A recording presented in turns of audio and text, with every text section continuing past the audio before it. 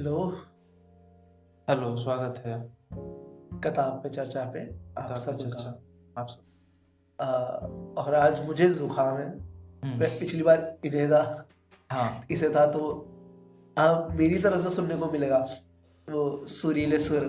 हाँ, जो जुकाम में अक्सर आते हैं। हाँ तो आज किताब पे बातें होंगी ऑब्वियसली क्या, हम्म, पर शुरू करेंगे हम अपने पिछले पिछले। एपिसोड के। हाँ, एक हमने रिडल दिया था, एक शेर का। आखिरी में बिल्कुल। बिल्कुल आखिरी में क्या शेर था? वो शेर था कि तीन त्रिवेणी हैं ये दो आंखें मेरी, अब इलाहाबाद भी पंजाब है। हाँ, ये नासिक साहब का शेर था। तीन त्रिवेणी है दो आंखें मेरी, अब तो इलाहाबाद भी पंजाब पंजाब है। है। हमने आपसे पूछा था कि इसका मतलब क्या होगा, हाँ, बताइए। तो आज हम समझाएंगे कि हमारे हिसाब से इसका मतलब क्या बनता है।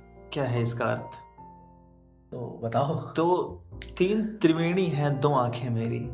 हाँ, ये पहले थोड़ा सा इसके पीछे की कहानी कि हाँ, हमने इसे डिकोड कैसे करा। कैसे करा? मैं ये शेर लेके आया और मैंने आदित्य से कहा लाइब्रेरी में कि यार ये मैंने पढ़ा है और मैंने बहुत देर सोचा, मुझे कुछ समझ नहीं आ रहा है। इसने भी सुना और बोला कि ये क्या है, हाँ। या तो कुछ मिसिंग है इसमें, हाँ हाँ, बिल्कुल। पर क्या है। और फिर हम सोच रहे हैं और हम है ना, फिर हम गंगा का पाथवे रूट देखने लग गए रूट गंगा देख का। रहे हैं, गंगा कहाँ से आती जाती है। और सडनली उसके बीच में मैं बोल देता हूँ कि पता है तेरे को, पंजाब में 5 नदियां होती है इसलिए उसका नाम पंजाब है। हाँ, और वहां से ही शेर खुलना चालू होता है। और हमें पहले से मुझे पहली बार पता चला गौरव से कि पंजाब में 5 नदियां हैं। और पहले से हमें ये बात दोनों को पता थी कि इलाहाबाद में 3 नदियों का संगम है। हाँ, सरस्वती गंगा जमुना। तो ये दो नॉलेज हमारे पास रॉ मटेरियल के तौर पे पहले से थे। हाँ, पर हम इतनी देर से उसे कंसिडर ही नहीं कर रहे थे। हाँ, हम बस गंगा के पीछे पड़े हुए थे कि कुछ होता होगा। तो यहाँ से क्लू मिला हमें कि पंजाब में 5 नदी और इलाहाबाद में 3 नदी। हाँ, तो अब आगे फिर यहाँ से डिकोड होती है बात कि कि तीन जो त्रिवेणी। 3 त्रिवेणी हैं दो आंखें मेरी, हाँ, अब इलाहाबाद भी पंजाब है। मतलब ये है ये 3 त्रिवेणी है। अच्छा, एक और बात, नासिक साहब इलाहाबाद के शायर। इलाहाबाद के शायर हैं। हाँ तो इसका अर्थ ये है कि इलाहाबाद में 3 त्रिवेणी तो हैं। हाँ, वो संगम है 3 3 संगम तो है, गंगा यमुना और सरस्वती का। हाँ और नासिक साहब की 2 आंखें, हाँ, ये भी किसी नदी से कम नहीं है। क्योंकि इतना दुख है, इतना दुख है, आंसू इतने ही। अश्रु बहते हैं कि वो नदी का ही रूप ले लें अगर इकट्ठे कर लिए जाएं तो। बहुत बढ़िया। तो 2 आंखें इनकी और 3 त्रिवेणी, 5। ये 5 हुए। और पंजाब में भी 5 नदियां हैं। हाँ। तो नासिक साहब कह रहे हैं कि मैंने इलाहाबाद को ही पंजाब बना ही दिया आखिरकार। तो ये ठीक है, तो ये शेर था। क्या कहा है शेर। और शायद इसे बहुत कम लोग डिकोड कर पाएंगे। तो हाँ, ये कितना कमाल रिडल की तरह है। हाँ, तो अपने मुंह मियां मिट्ठू, लेकिन हाँ, हम अपनी तारीफ तो करना पर चाहेंगे। इसको 2 लोग और आधा घंटा लगा है आधा इस शेर घंटा, पे। exactly. इस शेर पे मिनिमम आधा घंटा लगा है 2 लोगों को। हमने अपना सर मारा है हाँ, और समझने के लिए। शायद ये एक मतलब है, इसमें पता नहीं और भी क्या हाँ, मतलब और हो भी जाएगा। मतलब हो सकते हैं। हम यहाँ फुल स्टॉप नहीं लगा रहे हैं, बिल्कुल। हाँ, क्या पता तुम्हारा मतलब कुछ हाँ। और निकला हो, एग्जैक्टली। है ना। बट चलो, अच्छा, ये बड़ा अच्छा एक्सरसाइज होता है ब्रेन के लिए। न्यूरोनिक एक्सरसाइज। हाँ, किसी चीज को। इससे ज्ञान भी बढ़ता है इधर उधर का। और मैं फ्यूचर के लिए एक हिंट देना चाहूंगा। एक हमारे पास और ऐसी रचना है, अच्छा, उसका जिक्र मैं नहीं करूंगा, पर ये जरूर बता देना चाहूंगा कि उसे अब तक हम भी नहीं समझ पाए हैं। अच्छा। हाँ जिस हाँ दिन समझेंगे हाँ उस दिन हम पढ़ेंगे और फिर से ये रिडल देंगे कि आप समझें। हाँ हाँ हाँ, समझ गया मैं तो। वो शुक्ला जी की याद हाँ, है? शुक्ला जी वाले। हाँ, उन्होंने तो वो वो पर्सनल वेंडेटा लेके आते हैं ना कि तू समझ के दिखा। समझ के दिखा, चैलेंज है वो। हाँ है अगर बूता तो समझो फिर। हाँ, तो अभी उसका जिक्र नहीं, क्योंकि हम खुद ही नहीं समझ अरे पाए। उस पे हमने इतनी बार सर मारा है, बहुत बहुत बार। और हम हमेशा जाते हैं, सर मारते हैं कॉन्स्टेंटली उस दीवार पे, और टकरा के अब वापस आ वापस जाए। आता है हार मान के कि नहीं हो रहा है हमसे, नहीं हो पा रहा। शायद हम इस लायक नहीं है, हमें हिंदी में एमए की जरूरत है मिनिमम, जरूरत है। हाँ, इसे समझ एक टाइम पे तो हमने ये भी कह दिया था कि शायद स्कॉलर्स को खोजना पड़ेगा इस हाँ चीज हाँ को हाँ डिकोड हाँ, करने के लिए। कॉलेज में किसी प्रोफेसर को पकड़ना पड़ेगा कि सर आप हेल्प करें हमारी यहाँ पे। तो हम उसका भी जिक्र करेंगे कभी, जिस दिन हमें समझ आ जाएगा। हमें समझ आ जाएगा। ठीक ठीक है, चलो आगे। तो आज किताब पे चर्चा। अगेन 2 किताब। मैं आपको एक शॉर्ट स्टोरी सुनाऊंगा। वो है भी शॉर्ट स्टोरी और मैं उसे बहुत शॉर्ट करके सुनाऊंगा भी। और मैं नोवेला है मेरे पास एक अंग्रेजी की, पर मैं मोस्टली तुम्हें बताऊं उसके 1-2 कोट्स जो मुझे बड़े पसंद आए, और वो क्यों पढ़नी चाहिए, उसका पढ़ के तुम्हें क्या फायदा होगा पर्सनली, मैं वो बताऊंगा। ठीक। तो आप शुरू करो। तो शुरू करते हैं।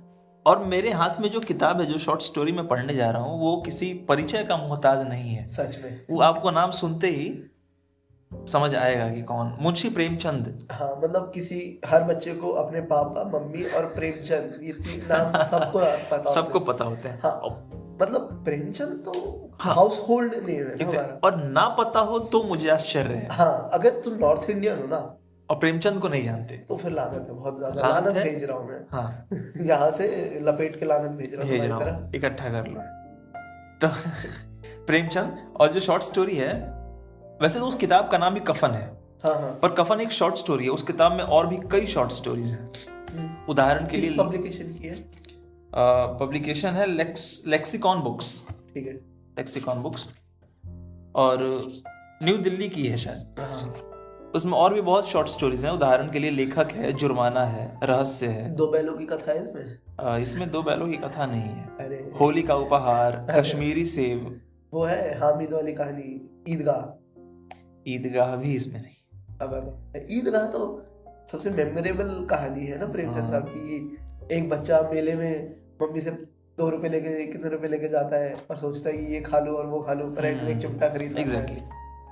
तो चलो आज खैर हम कफन पढ़ते हैं। कफन एक तो पहली बार नाम कितना खा। हाँ, नाम ही ऐसा है कि शायद कोई पहली बार पढ़ के थोड़ा सा हिचकिचा जाएगा कि तो हाँ, रूढ़िवादी लोग तो शायद छुए हाथ भी ना लगाएं, क्योंकि अशुभ है ना। है कुछ नहीं, एक कपड़े का ही नाम है, पर है अशुभ। खैर, तो पढ़ते हैं। पहले ना इसको मैं थोड़ा सा वो बताऊंगा, जो समरी क्या है। तो कफन एक ऐसी सामाजिक व्यवस्था की कहानी है जो श्रम के प्रति आदमी में हतोत्साह, डिमोटिवेशन पैदा करती है, क्योंकि उस श्रम की कोई सार्थकता उसे नहीं दिखाई देती है। बहुत बढ़िया।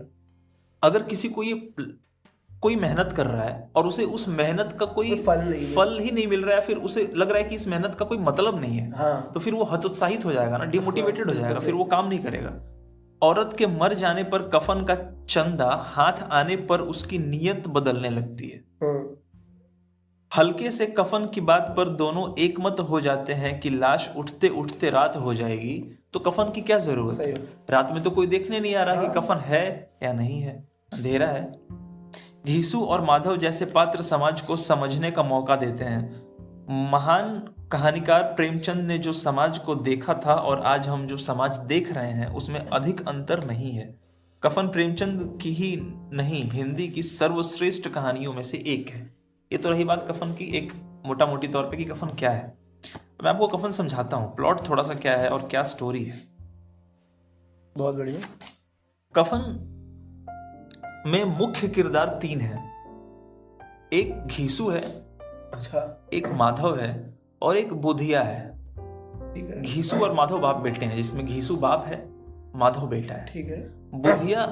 बुधिया माधव की पत्नी है, यानी बेटे की पत्नी है, घीसू की बहू है। अच्छा, घीसू की पत्नी बहुत पहले मर चुकी है। अच्छा। माधव की माँ बहुत पहले मर चुकी है। ठंड की रात है और दोनों बाप बेटे घर के बाहर, घर तो कहना उचित नहीं होगा, झोपड़े के बाहर बैठ के अलाव ताप रहे हैं, आग जलाया है। और बुधिया घर के अंदर, झोपड़े के अंदर प्रसव पीड़ा से परेशान है। उसको बच्चा होने वाला है, डिलीवरी होने वाली है, और वो लेबर पेन से बहुत तकलीफ में है। वो करा रही है, चीख रही है, चिल्ला रही है, और दोनों बाप बेटे के कान पे जू भी नहीं रेंग रहा। उसके इस दुख से, उसके इस दर्द से दोनों मस्त अपना अलाव ताप रहे हैं, आलू सेक रहे हैं। हाँ। और यहाँ प्रेमचंद ने बहुत खूबसूरती से प्रकृति को एक्सप्लेन किया है। लिखा है कि प्रकृति सन्नाटे में डूबी हुई है, सारा गांव अंधकार में लय हो गया और सो रहा था। तो फील करा रहे हैं कि कैसा समय है। हाँ, एक थोड़ा सा बात करें यहाँ पे कि प्रेमचंद साहब को हमने हमेशा से देखा है, मुंशी जी को, कि ये तो घरेलू कहानियां लिखते हैं, हाँ, बच्चों की कहानियां लिखते हैं, पर उल्टा है एक्चुअली में। प्रेमचंद साहब की अगर तुमने 2 से ऊपर कहानियां पढ़ी है तो तुम्हें पता होगा कि बिल्कुल बच्चों के लिए नहीं। सही बात है। अगर तुमने गबन पढ़ी हो, मैंने गबन पढ़ी है, वो बच्चों के लिए तो बिल्कुल नहीं है, और वो घरेलू भी बिल्कुल नहीं है, वो बहुत सामाजिक कहानी है। मतलब यूं कहे ना कि समाज का आईना है प्रेमचंद की कहानियां। और प्रेमचंद साहब बहुत गुस्सैल राइटर है, तो वो गुस्से में दिखाते हैं कि देखो ये बनाया हमने सोसाइटी को, और उन्हें गवर्नमेंट और ऑपरेसर से और पुलिस से नफरत है, और समाज की रूढ़िवादी परंपराओं से भी परेशानी है उन्हें। उन्हें हर रूल से मैं जिक्र करूंगा इस बात का कि उन्हें कैसे समाज की रूढ़िवादिताओं से परेशानी है। हाँ, तो अगर आपके दिमाग में एक पर्टिकुलर इमेज है ना प्रेमचंद जी की कि दो बैलों की कथा टाइप की कहानियां लिखते हैं बच्चों के लिए, कृपया उसे हटा दें। वो नहीं है एक्चुअली में, बहुत उलट है प्रेमचंद का। प्रेमचंद बहुत अपनी बातों में हर बात कह देते हैं वो। सामाजिक रूढ़िवादिता, फिलॉसफी, कटाक्ष, सब कुछ है उनकी बातों में। अगर आप, और प्रेमचंद साहब की पता नहीं हम एज अ सोसाइटी उन्हें फेल कर गए कि हम आज भी रेलेवेंट है उनकी बातें। तो आज भी हम उनका क्रिटिसिज्म पढ़ेंगे ना सोसाइटी का, हमें लगेगा कि यार हाँ सही कह रहे हैं, आज भी ऐसे ही होता है। मतलब वो 60 साल 70 साल पहले गए हाँ, और हमने आज तक हम ही बना के रखा हुआ है अच्छी तरीके से, बदले नहीं है आज तक। और इस पे हम गर्व करते हैं। हम कहते हैं देखो आज भी ये बदले नहीं, अपने जड़ों से नहीं कटे। तो कोई फायदा नहीं है। ये वही है ना कि देखो हम 70 साल से यहीं पे आलू कचौरी बेच रहे हैं, आज भी बेच रहे हैं, यही बेच रहे हैं और गौरवान्वित हो रहे हैं इस बात पे। अबे 2 दुकान तो कर लेते हैं, कोई नया कॉन्सेप्ट ले आते। हाँ, अरे इसको 2 कर लेता। हाँ, नहीं कर सकते। खैर इस पे हम शायद 24 घंटा बात कर सकते हैं। ऐसे मसलों पे शायद हम 24 घंटा बात कर सकते हैं। तो ठीक है, घीसू और माधव अलाव ताप रहे हैं, बहुत बढ़िया। अंदर पत्नी चिल्ला रही है, और दोनों के कान पे जू नहीं रेंग रहा। दोनों को फर्क है। और दोनों उस आग में आलू सेक रहे हैं। अगर आप गांव में रहे होंगे तो आपने देखा होगा कि लोग आग में आलू सेक के खाते हैं। हमने भी खाया है। तो दोनों आग में आलू सेक रहे हैं। लगता बढ़िया है ना, मीठा मीठा लगता है जब आग में पकता है तो शकरकंद डाल दो तो और बढ़िया। हाँ, शकरकंद शायद हमारे यहाँ ना उसे कोन कहते हैं। शकरकंद को कोन, स्वीट पोटैटो ना। हाँ, कोन कहते हैं उसे। अच्छा। तो बहुत अच्छा लगता है आग में सेक के खाना। तो ये दोनों आलू सेक रहे हैं और एक दूसरे पे इल्जाम लगा रहे हैं कि तू बड़ा बेदर्द है, तू बड़ा बेदर्द है। अंदर चिल्ला रही है और जा नहीं रहा, शर्म नहीं आ रही। और दोनों जानते हैं ये बात ऐसी ही है, सिर्फ टाइम पास है उनका, इसका कोई मतलब नहीं है। वाकई दोनों को कोई फर्क नहीं पड़ता। तो अच्छा, और ये दोनों किस तरह के लोग हैं? ये दोनों बहुत कामचोर, नकारा, वेला कहते हैं, वेले किस्म के लोग हैं। और प्रेमचंद लिखते हैं कि ऐसा नहीं है कि गांव में काम की कमी है, मेहनती आदमी के लिए 50 तरह के काम हैं, पर इन्हें मेहनत से एलर्जी है, ये काम ही नहीं करना चाहते। तो ये इनकी समस्या है, काम तो बहुत है। ऐसे तो बहुत लोगों को जानता हूं मैं। और घीसू और माधव कैसे लोग हैं, इसको समझाने के लिए मैं 2-3 लाइनें पढ़ता हूं, आपको समझ में आएगा। प्रेमचंद लिखते हैं कि विचित्र जीवन था इनका। घर में मिट्टी के 2-4 बर्तन के सिवा कोई संपत्ति नहीं थी। फटे चीथड़ों में अपनी नग्नता को ढाके हुए जिए जाते थे। संसार की चिंताओं से मुक्त, कर्ज से लदे हुए, गालियां भी खाते, मार भी खाते, मगर कोई गम नहीं। दीन मतलब गरीब, दीन इतने कि वसूली की बिल्कुल आशा न रहने पर भी लोग इन्हें कुछ ना कुछ दे ही देते थे। इतने खराब कि मतलब लोगों को ये पता था कि इनसे वापस नहीं मिलना है, फिर भी ले जाओ थोड़ा बहुत, चलो जिंदा तो रह लोगे। मटर आलू की फसल दूसरों के खेतों से काट कर लाते थे और भून भान कर खा लेते थे। कभी किसी के खेत से ऊख उखाड़ के ले आए, ऊख सुगर केन, ईख, अच्छा, और रात को बैठ के चूस लिया, उसी से पेट भर लिया। इस किस्म के लोग थे अंदर। अच्छा, आलू पक चुका है, अब ये दोनों आलू निकाल कर खा रहे हैं। और आपको सुनकर बहुत हैरत होगी कि घीसू और माधव में से दोनों अंदर सिर्फ इसलिए नहीं जा रहे हैं एक चिल्लाती हुई औरत को देखने, क्योंकि दोनों के मन में ये संदेह है कि अगर वो चले गए तो दूसरा वाला आलू खा जाएगा। मतलब इनके लिए आलू ज्यादा इंपॉर्टेंट है, इंसान की जिंदगी कम इंपॉर्टेंट है। तो आखिरकार सुबह होती, ये सो जाते हैं, रात को सुबह होती है। सुबह घीसू अंदर जाता है और देखता है कि इसकी औरत मरी हुई है। मुंह पे मक्खियां भिनक रही हैं, पेट में बच्चा मर चुका है। अरे, और औरत का शरीर अकड़ा हुआ है ठंड से। तो ये अंदर जाता है और फिर बाहर आकर तर्क क्या देता है अपने बाप को कि मैं सोचता हूं कि अगर बच्चा हुआ भी होता तो क्या होता, सौंठ गुड़ तेल कुछ भी तो नहीं है हमारे पास खर्च करने के लिए। तो इतने दीन, इतने खराब। अच्छा हुआ बच्चा मर गया, मतलब हाँ, इन दोनों को एक तरह की खुशी ही हुई कि बच्चा मर गया, दोनों मर गए। अच्छा है, हाँ, कि बोझ कम हुआ थोड़ा सा इनके लिए, इनकी आजादी वापस मिल गई। अच्छा, और यहाँ ना थोड़ा सा एक ऐसा पॉइंट है जहाँ प्रेमचंद समझाते हैं कि ये दोनों इतने नकारा क्यों हैं। अच्छा, इतने बेकार क्यों हैं। प्रेमचंद लिखते हैं कि जिस समाज में रात दिन मेहनत करने वालों की हालत उनकी हालत से कुछ अच्छी ना थी और किसानों के मुकाबले में वो लोग जो किसानों की दुर्बलताओं से लाभ उठाना जानते थे कहीं ज्यादा संपन्न थे, वहां इस तरह की मनोवृत्ति का पैदा हो जाना कोई अचरज की बात न थी। हाँ, सही, बहुत बढ़िया। जो लोग कटाक्ष है कि जो लोग मेहनत कर रहे हैं पर उनको उनका मेहनताना नहीं मिल रहा, और वो लोग ज्यादा सुखी हैं जो कुछ नहीं कर रहे हैं, सिर्फ इनको ऑप्रेस कर रहे हैं। वो बहुत ज्यादा मजे वो बहुत मजे में है। तो ऐसे समाज में अगर कोई ऐसा लोग ही तो पैदा होंगे। अगर घिसू और माधव जैसे लोग हो जाएं तो कोई आश्चर्य का विषय नहीं है। ये संभव तो है, बनेगा नहीं समाज में, ऐसा ही बनेगा, ये संभव है, इसकी संभावना है। हाँ, तो आगे औरत मर जाती है और फिर ये लोग गांव के जमींदार के पास पहुंचते हैं उसके काम काज के लिए पैसा इकट्ठा करने कि जब ये मर जाएगी, मर ही गई है, तो अब इसके कफन का पैसा और जो भी रिचुअल्स हैं, हाँ, उसका पैसा कहाँ से आएगा। तो ये पहुंचते हैं और वहां उसको कहते हैं कि जमींदार साहब हमें कुछ दे दो, हम दोनों। अच्छा, और उसको बताते क्या है, उसको बताते हैं कि लिखा है प्रेमचंद ने कि घीसू ने जमीन पर सर रखकर आंसू से भरे आंखों में भरे आंसू होते हुए कहा, सरकार बड़ी विपत्ति में हूं। अच्छा। माधव की घरवाली गुजर गई। रात भर तड़पती रही सरकार, हम दोनों उसके सिरहाने बैठे रहे। हम दोनों उसके सिरहाने बैठे रहे, दवा दारू जो कुछ हो सका सब किया, मुद्दा वो हमें, मगर वो हमें दगा दे गई। देखो कितना सच कह रहे हैं वो। हाँ, वही तो उसकी तो गलती है, मगर वो हमें दगा दे गई। अब कोई एक रोटी देने वाला भी नहीं रहा मालिक, तबाह हो गए हम। अब आप ही कुछ मदद करेंगे तो उसका कुछ हो सकेगा। जमींदार साहब बहुत दयालु थे, मगर घीसू पर दया करना काले कंबल पर रंग चढ़ाने जैसा था। क्या मेटाफर है। क्या तो जमींदार ऐसे कुछ पैसे उसकी तरफ बिना देखे फेंकते हैं। और ऐसे फेंकते हैं जैसे मानो सर का बोझ उतारा हो कि हटो यहां से, जाओ, निकलो, भीड़ मत लगाओ। अब ये दोनों कफन का पैसा, इनके पास कुल 5 रुपए हो जाते हैं। 5 रुपए मतलब उस जमाने में 5 रुपए बहुत होते हैं। और ये रास्ते में आते हैं तो अब एक गरीब, प्रेमचंद यहाँ ये कहना चाहते हैं कि एक गरीब आदमी जो बहुत ही गरीब है, जिसके पास खाने के लाले हैं, जो कई दिनों से अच्छा भोजन नहीं किया है, उसके लिए क्या ज्यादा जरूरी है, खाना या कफन? उसके लिए ज्यादा जरूरी। तो उसके हाथ में जब पैसे आते हैं ना, तो वो सबसे पहले अपनी पेट की सुनता है। रिचुअल्स भाड़ में जाएं, ऑब्वियसली। कफन, लकड़ी, रिचुअल्स, ये सब दान दक्षिणा, ये सब दूसरे नंबर पे आते हैं। प्रायोरिटी भूख है। तो जब इनके हाथ में 5 रुपए आते हैं तो इनकी मनोस्थिति बदल जाती है, इनका मन बदल जाता है। तो ये आपस में कहते हैं कि चलो भाई अब कोई हल्का सा कफन ले लेते हैं। हल्का सा मतलब लो क्वालिटी का, सस्ता सा। तो दूसरा कहता है कि हाँ और क्या, लाश उठते उठते रात हो जाएगी, रात को कफन कौन देखता है,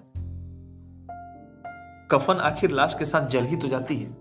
ये एक दूसरे को तर्क दे रहे हैं कि कफन क्यों इंपॉर्टेंट नहीं है। ऑब्वियसली बिल्कुल नहीं है।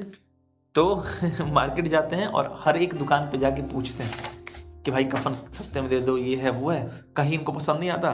फिर प्रेमचंद ने बहुत अच्छी बात, मुझे पढ़ के हंसी भी आई थी पर अजीब भी लगा था। तो लिखते हैं कि तब दोनों न जाने किस दैवी प्रेरणा से एक मधुशाला के सामने जा पहुंचे और जैसे किसी पूर्व निश्चित व्यवस्था से अंदर चले गए। हाँ, आदत है ना, हैबिट फॉर्म हो गई। अंदर चले गए और उन्हें कुछ भी अजीब नहीं लग रहा है कि घर पे एक लाश पड़ा है जिसको कफन चाहिए। नहीं। कुछ अजीब नहीं है। अंदर बैठ गए और कहते हैं दारू वाले से कि साहू जी एक बोतल हमें भी देना। फिर कुर्सी टेबल लगा लिया और कुछ चिकना मंगा लिया, चिकना मंगा लिया, तली हुई मछली मंगा ली और शांति पूर्वक बैठ के पीने लगे। कोई चिंता नहीं, पार्टी हो गई। फिर यहाँ एक फिलोसफिकल पॉइंट आता है। जब ये बाजार में थे तो गांव की स्त्रियां लाश देखने आ रही थीं और उसकी बेबसी पर 2 बूंद आंसू गिराकर चली जाती थी। यहां मैं थोड़ा रुकूंगा। क्यों? यहां एक फिलॉसफी आती है कि डेथ से रिलेटेड है कि हमारे आसपास जब, अच्छा मैं बताना चाहूंगा कि ये मेरी फिलॉसफी नहीं है। अगर आप में से किसी ने आचार्य रजनीश का नाम सुना हो, रजनीश ओशो के नाम से प्रख्यात थे। अच्छा। तो ये उनकी फिलॉसफी है, मैं कोट कर रहा हूं। उन्होंने कहा था, मैंने उनकी बात पढ़ी थी, तो उन्होंने कहा था कि जब हमारे आसपास, हमारे मोहल्ले में, हमारे पड़ोस में मृत्यु होती है तो हम जाते हैं और सिर्फ ये कह के निकल जाते हैं कि अरे बहुत अच्छा था बेचारा, मर गया, अच्छा इंसान था, बहुत अच्छा इंसान था। ये कह के हम पतली गली पकड़ के निकल जाते हैं। सही बात है। पर जब मृत्यु हमारे अपने घर में होती है तो हम इतना कहकर नहीं निकल पाते। कारण ये है कि जब कोई अनजान मरता है, जब कोई पड़ोसी में मरता है, तो उसमें हमारा कोई इन्वेस्टमेंट नहीं था। हाँ ठीक है। पर हमारे घर में जब कोई मरता है ना, हमारे माँ बाप भाई बहन पत्नी बेटा, तो उसमें हमारा इमोशनल इन्वेस्टमेंट होता है। बिल्कुल। तो जब वो इंसान मरता है तो हमारे अंदर भी एक वॉइड क्रिएट हो जाता है। बिल्कुल। और उस वॉइड को लेकर फिर हम उस वॉइड को भरने में फिर हमें पर्याप्त समय लग जाता है। ठीक ठाक महीना 2 महीना। कितना इमोशनल इन्वेस्टमेंट था इस बात पे डिपेंड करता है कि आपको रिकवर होने में कितना टाइम लगेगा। ठीक है। जैसे माँ का इमोशनल इन्वेस्टमेंट बेटे में बहुत होता है। हाँ। तो शायद वो जिंदगी भर नहीं निकल पाती बेटे के मरने के बाद। पर जिसका छोटा सा है वो शायद 1 महीने में निकल जाता है। ठीक। हाँ। तो ये भी है कि अनजान के मरने पे हमें उतना फर्क क्यों नहीं पड़ता, क्योंकि हमारा उसमें कोई पर्सनल इन्वेस्टमेंट नहीं होता। तभी लोग बाकी सब। हाँ। इवन इन दोनों को भी फर्क नहीं पड़ रहा क्योंकि उनका नहीं है ना उस औरत में कोई इमोशनल इन्वेस्टमेंट। बिल्कुल। और शायद उस औरत के लिए भी अच्छा होना कि मर गई। हाँ, जिंदगी भर के कष्ट और पीड़ाओं से तो मुक्त हो गई शायद। तो ये एक बात थी। तो ठीक है, ये दोनों दारू पीने लगते हैं और दारू पीते हैं, पी के बाहर निकलते हैं, नशे में रहते हैं, नशे में डूब जाते हैं, फिर खूब फिलॉसफी की बातें करते हैं नशे में एक दूसरे के साथ। हाँ, भूल ही जाते हैं कि कुछ और ही हो रहा है घर में, भूल ही जाते हैं। फिर इनके बेटे को थोड़ा होश आता है, माधव जी को होश आता है। पूछते हैं कि दादा, अगर गांव वाले पूछेंगे कि कफन कहाँ है तो हम क्या जवाब देंगे? तो घिसू बड़े सफाई से कहते हैं कि जवाब क्या देना है, कह देंगे कमर से पैसे सरक के गिर गए, खो गए, इसमें हमारी क्या गलती है। और फिर से पैसे मांग लेंगे, जिन्होंने दिया है वो फिर से दे देंगे। इस बात को लेकर बहुत आश्वस्त हैं कि इनकी मदद लोग कर ही देंगे। तो वो घर वहीं पी के बाहर निकलते हैं और फिर नशे में लत एक दूसरे के साथ हंसी मजाक करते हैं, गाना गाने लगते हैं। पता नहीं ये कौन सा गाना है, मैंने कभी सुना नहीं। प्रेमचंद ने इसका जिक्र किया है कि ठगीनी क्यों नैना झपकावे ठगीनी। ये गाना कोई लोकगीत होगा। हाँ, कोई लोकगीत होगा। तो ये गाना गाने लगते हैं और वहीं नशे में उछलते कूदते गिर के सो जाते हैं और यहाँ ये कहानी खत्म होती है। वो घर भी शायद नहीं लौटते, वहीं नशे में सो जाते हैं। लाश घर पे पड़ी रहती है इस इंतजार में कि उसका कफन आएगा। और ये ज्यादा बड़ी भी कहानी नहीं है, 4-5 पन्ने की 4-5 पन्ने की कहानी है, छोटी सी कहानी है। इसमें बहुत लेसन्स हैं, बहुत हैवी है यार, बहुत हैवी है, इसमें बहुत लेसन्स। और इसमें बहुत अच्छा क्रिटिक है ना कि हम एज अ सोसाइटी, हम सब लोग भी ऐसे ही हैं। इंडियन एज अ सोसाइटी यही कि यार वो कर देगा ना, सही बात, उससे हेल्प ले लेंगे। मैं तुझे कुछ काम कराना है तो मुझे बता, मेरा एक दोस्त है मैं उससे करा दूंगा। एग्जैक्टली। तुम ज्यादा दानवीर हो, खुद कुछ बस की नहीं है ना हमारे करने की।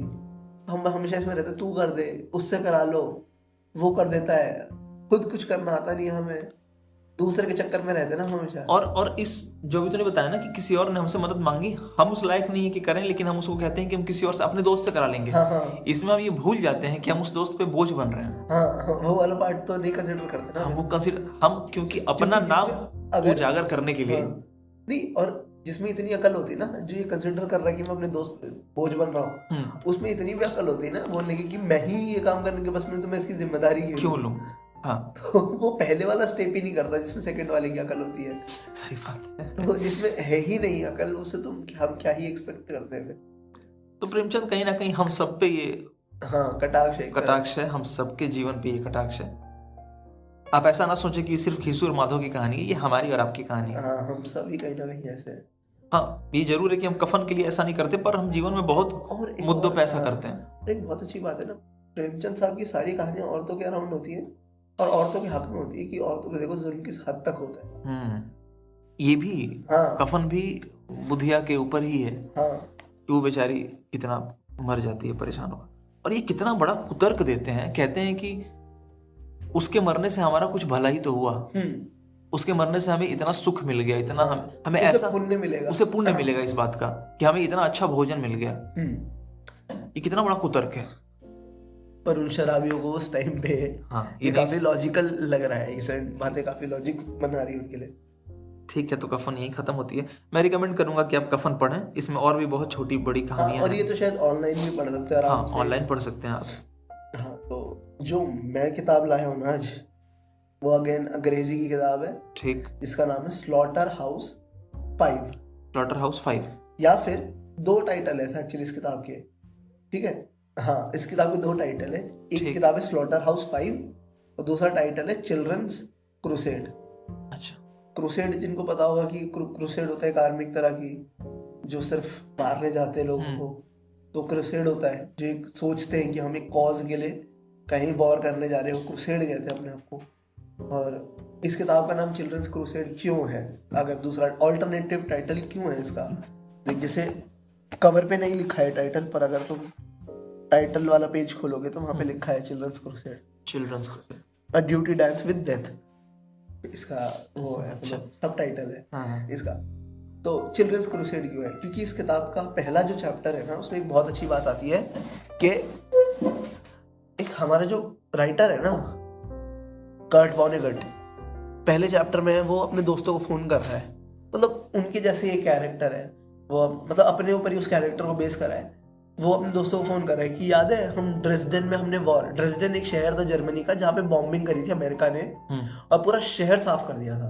अच्छा, सिविलियन से सब सिविलियंस को मार दिया था, जबकि ड्रेसडेन को बहुत सेफ शहर माना जाता था कि इसको तो कुछ होगा ही नहीं, और उन्होंने वही बॉम्बिंग कर दी और वहाँ पे बहुत अमेरिकन भी मरते हैं, और इसके बारे में बहुत सालों तक अमेरिका ने बात तक नहीं करी थी कि ऐसा हमने कुछ करा भी है, और शायद ये बहुत लोगों को पता भी नहीं, मतलब हाँ, ये बहुत कम बात होती है इसके बारे में, ये बहुत जालिम चीज हुई थी।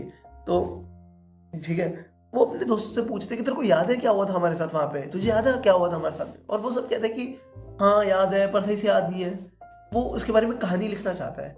इसका एक दोस्त है ब्रेंडन, वो कहता है कि हाँ आ जा मेरे घर, हम बात करते हैं, ठीक है। फिर तू किताब, क्योंकि इसे किताब लिखनी है उस पर, ठीक है।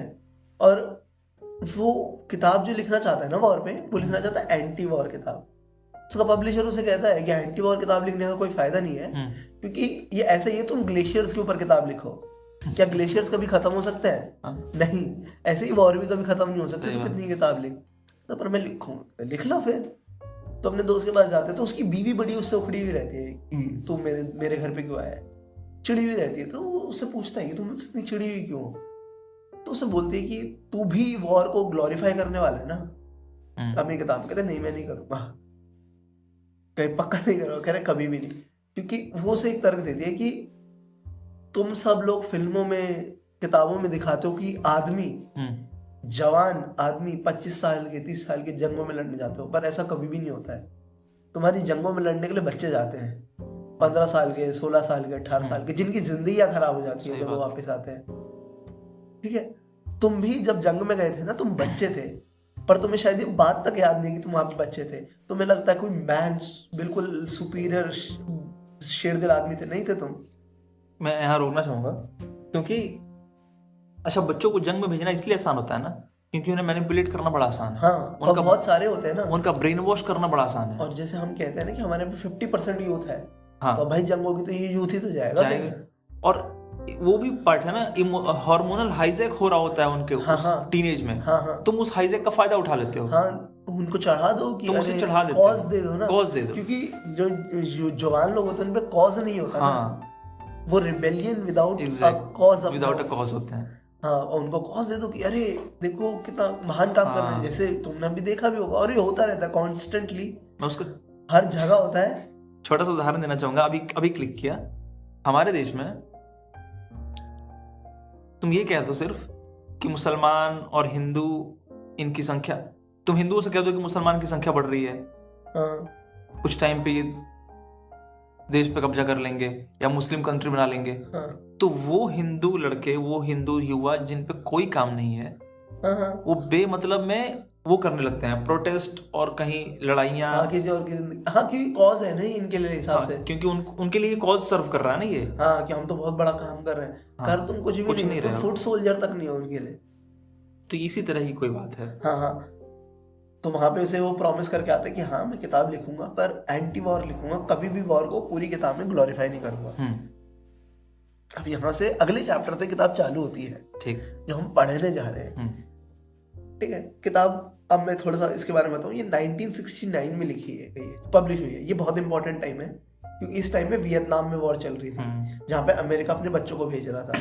फिर से लड़ने के लिए। स्कूलों से निकाल लेता था बच्चों को जो फिट होते थे, उनको स्कूल से निकाल लेता था। जो बच्चे जिम करते थे ना स्कूलों में या स्पोर्ट्स में होते थे, उन्हें उठा के वॉर में डाल देते थे। मोहम्मद अली को शायद उन्होंने भेजा था वॉर में। अच्छा। वॉर में भेजने का ट्राई करा तो उसने मना कर दिया था, तो उनके टाइटल ले लिए थे शायद, ऐसा कुछ हुआ था। तो उस टाइम पे चल रहा था। तो कर्ट वॉनेगॉट ने ये किताब तब छापी थी, तो ये बहुत इंपॉर्टेंट टाइम था तब एंटी वॉर किताब का, और ये सबसे पॉपुलर एंटी वॉर किताब मानी जाती है। अच्छा। अब इस किताब की स्टोरी लाइन है ना जो, उसका कोई लॉजिकल सेंस नहीं है। एक हमारा कैरेक्टर है, उसका नाम बिली पिलग्रिम। अब तुम्हें पता होगा पिलग्रिम क्या होता है? तीर्थस्थल। हाँ, पिलग्रिम होता है, तीर्थस्थल भी होता है, और जो एक जगह रुका हुआ है। हाँ। ये है ना, यहाँ स्থাपित है एक तरह से। पर बिली पिलग्रिम एक्चुअली एक जगह स्थापित है ही नहीं, वो टाइम में अनस्टक हो चुका है। एक वर्ड यूज होता है कि he is unstuck in time. मतलब क्या है कि वो कभी 1948 में है, तो कभी वो 1919 में है, कभी वो 1920 में है, तो कभी वो 1968 में आ जाता है, कभी 1976 में आ जाता है। तो वो टाइम में आगे पीछे उसके लिए टाइम लीनियर नहीं चल रहा। हाँ, बहुत अच्छा। उसमें बहुत अच्छा एग्जांपल समझाते हैं कि ऐसे समझो कि उस कैरेक्टर के लिए टाइम है ना एक सीनरी की तरह है। जैसे हम पहाड़ को देख रहे हैं, तो क्या पहाड़ हमारे लिए कहीं चल रहा है? नहीं, हमारे लिए तो पहाड़ ऐसा कैसा रखा है। तो उसके लिए टाइम ऐसा कैसा है? अच्छा, बस वो टाइम में आगे पीछे हो रहा है। तो इस तरीके से ये किताब, इस किताब को सेंस नहीं। और अच्छा, एक और बात, बिली पिलग्रिम एक ऑप्टोमेट्रिस्ट है। ऑप्टोमेट्रिस्ट क्या करता है? आंखें ठीक है। हाँ, तो वो उसका क्या, उसकी नजरिए खुल गए दुनिया के लिए, इसलिए वो अब दुनिया की सच्चाइयां देखता है कि अच्छा एक्चुअली ये इसलिए हुआ था और ये इसलिए हुआ था। ये कहानी है। तो बिली पिलग्रिम वॉर से वापस आता है, एक बहुत बड़े ऑप्टोमेट्रिस्ट की बेटी से शादी कर लेता है, अमीर हो जाता है, सिंपल जिंदगी जीता है। एक दिन एयरक्राफ्ट में जा रहा होता है, एक्सीडेंट हो जाता है, ब्रेन में फ्रैक्चर आ जाता है, उसकी बीवी मर जाती है जब उसे हॉस्पिटल देखने आती है। उसके बाद उसका थोड़ा सा दिमाग का संतुलन हिल जाता है। अच्छा। उसी के बीच में उसे एलियंस अबडक्ट कर लेते हैं। उन एलियंस की कुछ नाम होता है, मैं भूल गया जो। अच्छा, ये उसका थॉट प्रोसेस है, पता नहीं कितना सच है और कितना झूठ है, पर वो कहता है कि क्योंकि हमारा जो ये नैरेटर है ना, इस पे विश्वास नहीं कर सकते हो तुम, ये क्या कह रहा है और क्या नहीं कह रहा है, मतलब ये सच कह रहे हैं झूठ बोल रहे हैं। हाँ, ये रहा जो प्लेनेट है ना, उसका नाम है ट्रैल्फामेडोर। अच्छा, ट्रैल्फामेडोर नाम का एक प्लेनेट है जो कई मिलियन लाइट ईयर्स दूर है, ठीक है। और वहाँ के जो सिटीजन, उनका नाम ट्रैल्फामेडोरियन है। और वो पता कैसे दिखते हैं? वो हमारे हाथ जैसे दिखते हैं, और एक बीच में आँख है, हमारे पाम। अच्छा, उनकी पूरी बॉडी हमारे हाथ जैसी है? हाँ, हमारे हाथ जैसी, ग्रीन कलर में, फिंगर लाइक स्ट्रक्चर है। अच्छा। और बीच में आँख है, और वो बस उससे मूव करते हैं, और वो बोलते नहीं है, वो ब्रेन वेव से बातें करते हैं, तो हमें कुछ समझाते हैं। और वो किताब नहीं पढ़ पाते हैं, क्योंकि उनके लिए कहानी ए से बी नहीं जाती है, उनके लिए कहानी पूरी एग्जिस्ट करती है। तो एक बार में पूरी कहानी समझ जाते हैं। और तो ये उनके बारे में। तो वहां पे इसको जू में बंद रखता है, मतलब ये कह रहा है कि इसको जू में बंद रखता है, एक बहुत सुंदर एक्ट्रेस के साथ वहां पे बंद रखते हैं। वहां पे इसका सुंदर एक्ट्रेस के साथ बच्चा भी होता है। फिर ये वापस आता है, और फिर एक रेडियो शो में जाके बताने लगता है कि मुझे एलियंस ने अबडक्ट करा था। और फिर ऐसी कन्वेंशंस में जाने लगता है जहाँ पे बताता है कि मेरे साथ ये हुआ था, वो हुआ था, एलियंस ने ये करा और वो करा। ऐसी क्रैक लोग तो बहुत सारे हैं ही अमेरिका में, जिसी बातों में मानते हैं। और एंड में वो कहता है, एंड में वो आखिरी प्रेस कॉन्फ्रेंस में कहता है कि मैं आज इतने बजे मर जाऊंगा और कोई फायदा नहीं है मेरी सिक्योरिटी करके, ये वो मैं मरने वाला ही हूँ। और वो मर जाता है, और फिर वो वापस टाइम में चला जाता है। मतलब वो कहीं पे भी कहानी लीनियर नहीं है।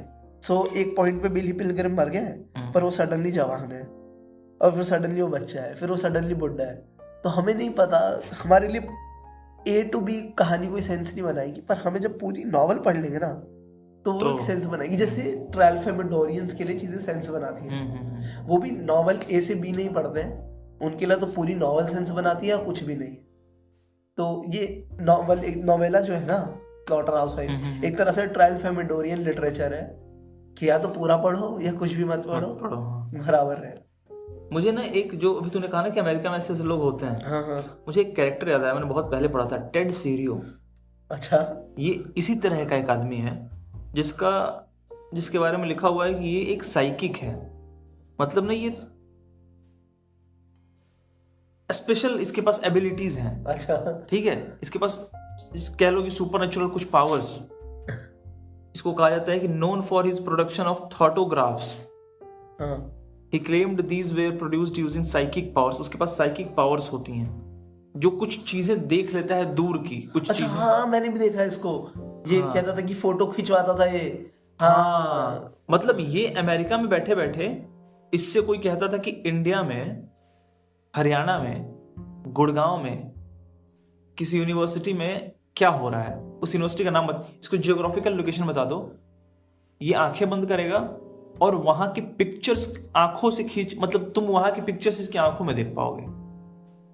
पता नहीं, ये तो पता नहीं कितना ये वाला पार्ट कितना सच है कितना नहीं। और इसके बारे में अच्छे अच्छे मतलब क्रेडिबल वेबसाइट्स लिखते हैं जिन पे भरोसा किया जा सकता है। हिस्ट्री लिखती है, विकिपीडिया लिखती है, इंसाइक्लोपीडिया पे लिखा हुआ। तो मुझे लगता है कैसे पॉसिबल है ये। नहीं, इसका कुछ स्कैम था, इसका पढ़ा था मैंने कि ये, और ये नहीं करता था कि ये वहाँ की पिक्चर दिखाता था। एक्चुअली शायद ऐसा कुछ कहता था कि मैं सुपर नेचुरल्स को एकदम समन करूंगा, तुम फोटो खींचना, तुम्हें दिखेगा फोटो में, ये ऐसा कुछ काम करता था। और एक्चुअली वो होता था कि ये शटर स्पीड से खेलता था। अच्छा, हाँ, तो ये शैडोज के साथ खेलता था, तो कैमरा में फिगर्स कुछ बनी हुई आती थी अजीब सी इसके आगे पीछे, और लोगों को लगता था भूतों की फोटो ले ली इसने। अच्छा। पर एक्चुअली वो शैडोज वगैरह से खेलता था ये। हाँ, बहुत बाद में इसका स्कैम खुला था, पर हाँ ऐसा कुछ करता था ये। हो सकता है स्कैम ही हो, क्योंकि भरोसा करना मुश्किल है। अरे और भी तो एलेक्स जोन्स भी तो है वहाँ पे एक। क्या है वो? अरे वो पागल, वो है ऐसा, पता है, मतलब थोड़ा क्रैक है वहाँ पे ना, कुछ भी बोलता है वो। एक बार है ना कहीं शूटिंग हुई थी अमेरिका में, तो बहुत बच्चे मरे, बहुत किसी स्कूल में शूटिंग हुई, बहुत बच्चे मरे। पता है क्या कह रहा है आके कि ये सब है ना गवर्नमेंट ने कराई है, एक्चुअली वहाँ पे कोई बच्चा नहीं मरा। जिन माँ बाप कह रहे हैं आके कि उनके बच्चे मर गए, वो झूठ बोल रहे हैं। अच्छा, हाँ, ऐसी बातें करता था। और फिर लोग इतने गधे हैं वहाँ पे, उसकी बातें मान मान के उनके माँ बाप को फोन करके गालियां दे रहे हैं, उनको जाके धमकियां लगा रहे हैं। तो उस पर केस हुआ ना, जीत गया, हार गया वो कई मिलियन का केस हारा है वो। अब वो बैंक्रप्सी भर रहा है बैठ के, क्योंकि वो अच्छा कुछ भी बोलता है वो। एक दिन कह रहा था कि पानी में केमिकल डाल दे तो फ्रॉग्स गे हो जाते हैं, तो हमारे बच्चों को भी गे बना देंगे पानी पिला के। बकवास है। हाँ, तो अमेरिका में ऐसे लोगों का अच्छा काम चलता है ना।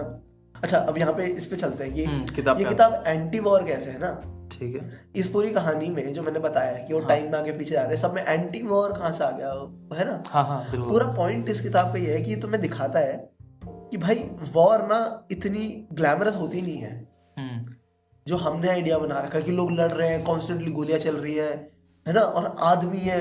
एक्चुअली वॉर ऐसी होती नहीं है। वॉर में लोगों के पास बंदूकें तक नहीं होती हैं, जूते तक नहीं होते हैं, हेलमेट तक नहीं होता है, और वो छुप रहे होते हैं, बस जाने बचा रहे होते हैं। और बहुत लोग तो बस भीड़ बनाने के लिए भेज दिया जाता है कि चलो जाओ। जैसे ये आदमी बिली पिलग्रम और साथ के 4-5 लड़के भी ऐसे ही होते हैं बस। मतलब ये पतला सा होता है, हाइट इसकी बहुत लंबी होती है, झुका हुआ चलता है, बोलना नहीं आता होता इसे, और इसे वॉर में भेज देते हैं आर्मी में रिक्रूट करके। क्यों? क्योंकि जरूरत है अभी लोगों की वॉर में। तो ये पूरा कॉन्सेप्ट। और इसमें और भी बहुत अच्छी बात है कि कैसे जब सामने वाली गवर्नमेंट, जब तुम अरेस्ट हो जाते हो तो भी तुम्हारे कंट्री के उसको कोई फर्क नहीं पड़ता है कि तुम वहाँ पे पकड़े गए हो, प्रिजनर ऑफ वॉर हो, कोई ऐसा ट्रीटमेंट है तुम्हारा, तुम्हें बचाना चाहते भी कि नहीं वो चाहते, वो सबके ऊपर बहुत कुछ है कि एक्चुअली में वॉर बिल्कुल अच्छी नहीं होती है। और जिस दिन होती है उस दिन सबको पता चल जाता है कि कितनी खराब है।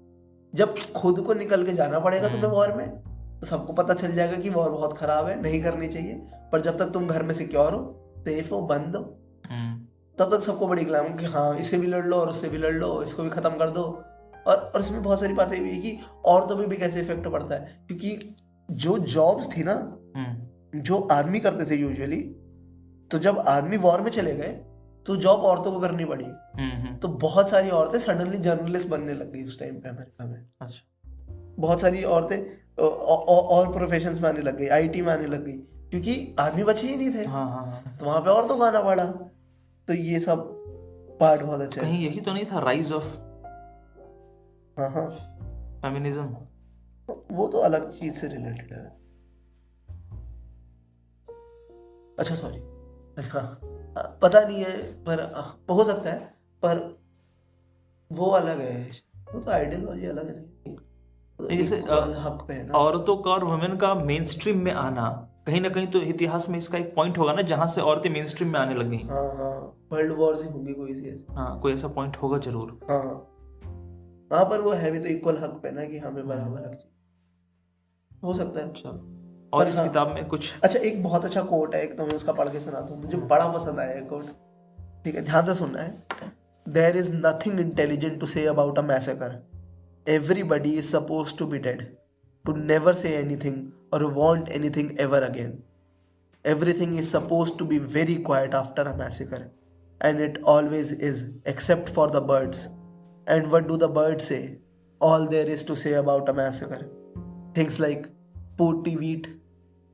अच्छा, इसका मतलब अगर मैं थोड़ा समझाऊं कि पहला पैराग्राफ तो बहुत सेल्फ एक्सप्लेनेटरी है कि मैसेगर के बारे में तुम कुछ इंटेलिजेंट नहीं बोल सकते हैं। एक पॉपुलेशन आई, एक गुट आया और उसने एक को बेरहमी से मारा, इसके बारे में तुम इंटेलिजेंट कुछ कह नहीं सकते। सही बात। वैसे जितने लोगों को ये बात, अगर ये टर्म नहीं पता होगी तो ये कत्लेआम, हत्या, बहुत लोगों का मर्डर अगर हो जाए एक साथ, एक कह लो ग्रुप जब आए और दूसरे डिफेंसलेस ग्रुप पे अटैक करे, मार दे, हाँ, और सबको बिना देखे आंखें बंद करके सबको मारने की आइडिया से आए, तो वो मैसेकर होता है। रायट होता है जब दोनों गुट आके एक दूसरे से लड़ते हैं।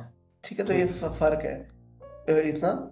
और इसमें ये बात है कि और everyone is supposed to be dead after a massacre, कि जब कोई किसी को मारने आता है ना मैसेकर में, तो वो पूरा मेक श्योर करके जाता है कि इनमें से कोई भी ना बचे। ठीक है, क्योंकि और इसके बाद मैसेकर के बाद सब कुछ बिल्कुल शांत हो जाता है, हो ही जाएगा।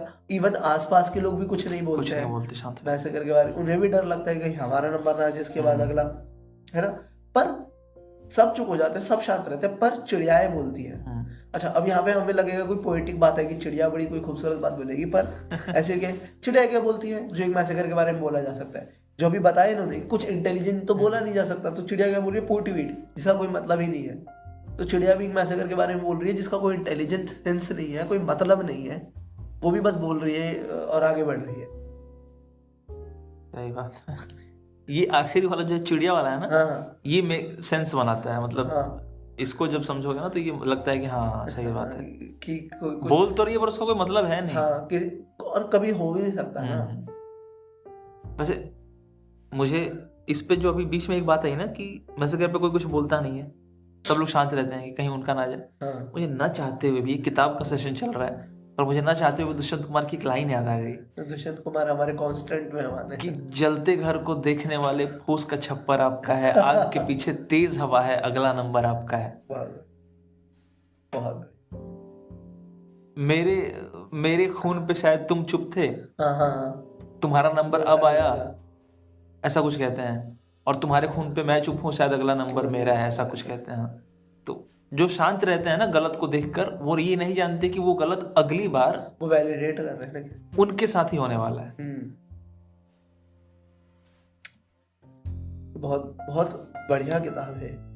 मैं कहूँ अगर मतलब एसेंशियल, और पता है फॉर सम रीजन ये किताब इतनी डार्क है, इतनी भारी बातों के लिए ऊपर है, पर ये बहुत फनी किताब है। इसमें बहुत जगह है जहाँ पे तुम्हें हंसी आएगी पढ़ के, क्योंकि तुम्हें दिखाएगी कि कितनी अपसर्ड बात है जंग करना, किस हद तक बेवकूफ़ी का काम है दो लोगों का लड़ना, दो देशों का लड़ना, और किस हद तक नुकसान होता है। मुझे लगता है ना कि इस बात को समझने के लिए शायद कोई किताब पढ़ने की जरूरत नहीं है। अगर बेसिक इंटेलिजेंस भी हो ना किसी पे, तो उसे ये बात समझ में आएगी कि जंग का कोई अर्थ नहीं होता। कोई बिना मतलब का होता है ना, कोई फायदा दिखा रहे हो तुम, किसी लड़ाई का कोई फायदा हो गया हो, दोनों पक्षों का कोई ना कोई नुकसान होता है, सबका ही नुकसान ईगो लड़ता है ना। हाँ, लड़ाई हमेशा विचारधाराओं की होती है, बिल्कुल सही बात है। किन्होंने कहा था ये फिलॉसफी है, मुझे ध्यान नहीं किसने कहा था, पर हाँ वो बहुत अच्छी फिलॉसफी थी कि कभी भी इंसानों की लड़ाई नहीं होती, लड़ाई हमेशा दो विचारधाराओं की होती है। बहुत बढ़िया। तो ठीक है, स्लॉटर हाउस 5 पढ़नी चाहिए आपको, जरूर पढ़नी चाहिए। और मुंशी जी का तो कोई भी अगर तुम्हें कहीं पे भी कुछ भी लिखा हुआ पाया जाए ना मुंशी जी द्वारा, तुम्हें कोई बोले कि ये मुंशी साहब की ग्रोसरी लिस्ट है, इन्होंने पढ़ लेना, क्या पता उसमें भी कुछ कमाल लिखा हो। प्रेमचंद तो सभी को पढ़ना चाहिए, और सब कुछ पढ़ना चाहिए।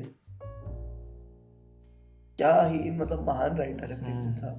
और सबसे कमाल बात है, हम प्रेमचंद साहब रेलेवेंट है हमारे लिए,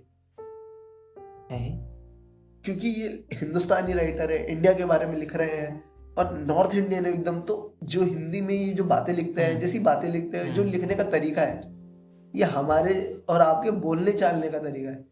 इनकी हिंदी यूपी वाली हिंदी है ना थोड़ी, सही बात। हाँ। तो ऐसी वाली हिंदी है जो हम सब आमतौर पे सुनते और बोलते हैं। तो ऐसा लगता है कोई हमारा ही बड़ा हमें समझा रहा है एक तरह से कि देखो भाई कोई कहानी सुनाई जा रही है। बहुत बड़े राइटर। और ये आज भी रेलेवेंट अगर सवाल हो ना कि कैसे हैं, तो मैं इसका छोटा सा जो मैंने बचपन से देखा है और समझा है, हमारे समाज में अगर मैं रिक्शे वालों की बात करूं या मजदूर क्लास की बात करूं, तुम देखो कि वो दिन का 300-400 कमाते हैं। ऐसा नहीं कि उनके घर पे जरूरतें नहीं है, जरूरतों की कमी है, बहुत जरूरतें हैं। बेटे को पढ़ाई करनी है या बेटी को पढ़ाई करनी है, उसके लिए बुक्स चाहिए, कॉपीज चाहिए, राशन खत्म हुआ है, पर वो प्रेफरेंस देते हैं दारू को। वो दारू पीकर घर जाएंगे। तो क्या करे हो, तो नहीं जरूरी है ना यार, मतलब तुम ये देखो ना कि दर्द भी तो हो रहा है ना। ठीक है, पर प्रेफरेंसेस देखो कि बच्चे तुम पैदा किए हो तो ज्यादा बड़ी रिस्पॉन्सिबिलिटी बच्चों की है कि उनकी डिमांड्स पूरी हो, उनकी एडुकेशन प्रॉपर हो। तुम उसको ना देखते हुए अपने नशे को प्रेफरेंस दे रहे हो। ये मुझे लगता है कि कफन में इसी बात को बहुत बड़े स्तर पर दिखाई गई है, जो आजकल छोटे छोटे जगहों पे हमें देखने को मिलती है। और भी चीजें जहां हम असली चीज को प्रेफरेंस नहीं देते और बुरी चीजों को प्रेफरेंस देते हैं, उसी का रिफ्लेक्शन है कफन। तो रेलेवेंट तो है, बिल्कुल है। मुझे लगता है कि आज दोनों भारी भरकम चीजें हो गई। हाँ, जंग और समाज दोनों ही भारी डेथ की बातें हो गई काफी। अब अगले हफ्ते मिले, यहीं रोकते हैं आज। हाँ। कुछ खाने पीने चलते हैं। हाँ। ठीक है, धन्यवाद।